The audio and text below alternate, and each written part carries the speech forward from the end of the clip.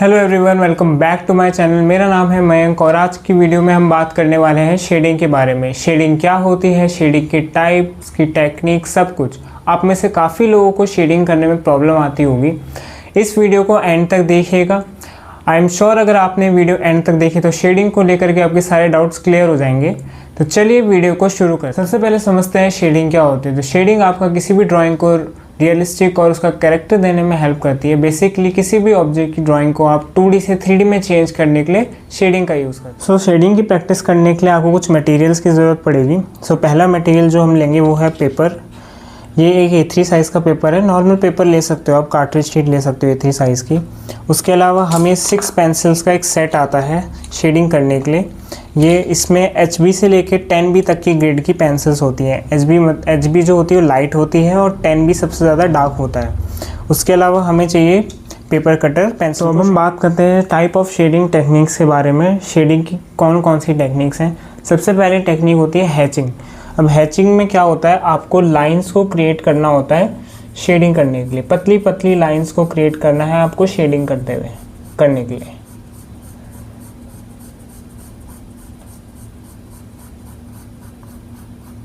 जो दूसरा टाइप है हमारा शेडिंग का वो है क्रॉस हैचिंग। अब क्रॉस हैचिंग में आपको क्या करना होता है, क्रॉस हैचिंग में भी लाइंस ही क्रिएट होती है, बस लाइंस को आपको ओवरलैप करना होता है। मतलब एक डायरेक्शन से आपने लाइंस को क्रिएट करा, जस्ट उसके अपोजिट डायरेक्शन से आपको दोबारा लाइंस को क्रिएट करना है। तीसरी टाइप की बात करते हैं। तीसरी टाइप जो है वो है हमारा स्टिपलिंग। स्टिपलिंग में क्या करना होता है, आपको ऐसे करके डॉट्स को क्रिएट करना होता है शेडिंग करने के लिए।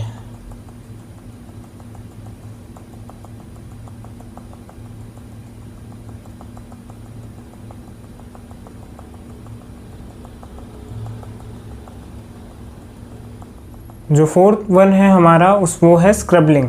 स्क्रबलिंग में आपको रैंडमली ऐसे कर्व लाइंस को बनाना है। कैसी भी शेप हो सकती है उनकी, कुछ भी बना सकते हो कर्व लाइन में, और शेडिंग के लिए यूज़ करते हैं हम इसको। जो फिफ्थ टाइप है हमारा वो है ब्लेंडिंग। ब्लेंडिंग में आपको बिल्कुल स्मूथ शेडिंग करनी होती है। बिल्कुल सॉफ्ट होनी चाहिए आपकी शेडिंग, ना लाइंस दिखनी चाहिए, ना कैसे भी रफनेस नहीं होनी चाहिए पेपर पे।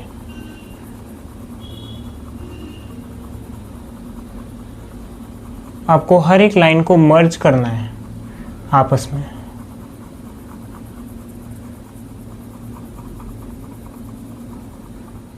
तो अब हम बात करते हैं कुछ प्रैक्टिस के बारे में। अगर आपकी शेडिंग अच्छी नहीं है तो आपको क्या चीज़ ऐसी प्रैक्टिस करनी चाहिए जिससे कि आपकी शेडिंग इंप्रूव हो सके। सबसे पहली प्रैक्टिस जो आप कर सकते हो वो है कि आपको डार्क टू लाइट वेरिएशन में शेडिंग करने की प्रैक्टिस करनी है। जैसे कि आपने स्टार्टिंग का जो एरिया है वो डार्क किया, फिर हल्का सा मिड टोन में चले गए, फिर हल्का सा लाइट, फिर उससे लाइट, फिर उससे लाइट, सबसे लाइट, और फिर आता है हाईलाइट आपका। फिर आपने डार्क से शुरू करना है, फिर लाइट, फिर मिड टोन में जाना है, फिर लाइट की तरफ बढ़ते जाना है। कुछ इस तरीके से आप प्रैक्टिस कर सकते हो। यही चीज़ आप ऐसे, मैंने बॉक्सेस बनाए हुए हैं, 7 बॉक्सेस हैं, आप बॉक्सेस में प्रैक्टिस भी कर सकते हो। आपको एक बॉक्स जो है वो बिल्कुल डार्क फिल करना है अच्छे से,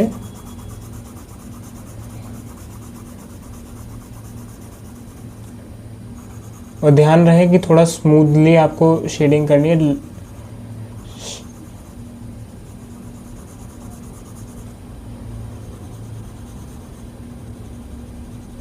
ये बॉक्स जैसे कि देख सकते हो आप, कंप्लीटली ब्लैक फिल कर दिया है मैंने अच्छे से। प्रेशर अप्लाई किया है पेंसिल पे, ये ब्लैक फिल हो चुका है। अब हम इससे हल्का सा लाइट, ज़्यादा नहीं, हल्का सा लाइट हमें फिल करना है इसको, दूसरे बॉक्स को।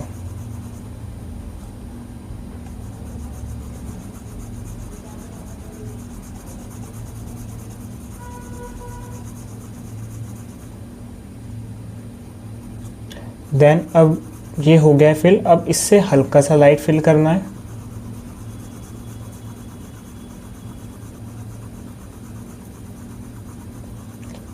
जैसे जैसे आप लाइट टोन की तरफ बढ़ते जाओगे, आपको अपनी पेंसिल का प्रेशर कम करते रहना है जिससे कि वो लाइटनेस आ सके। फिर इससे भी लाइट करेंगे।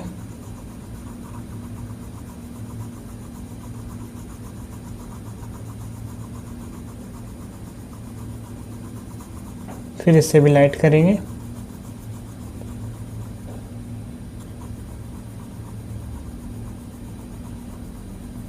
फिर इससे भी लाइट करने की कोशिश करेंगे।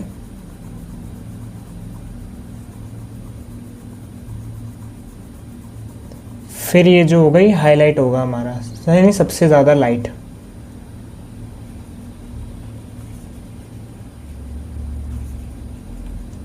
वाइट रहेगा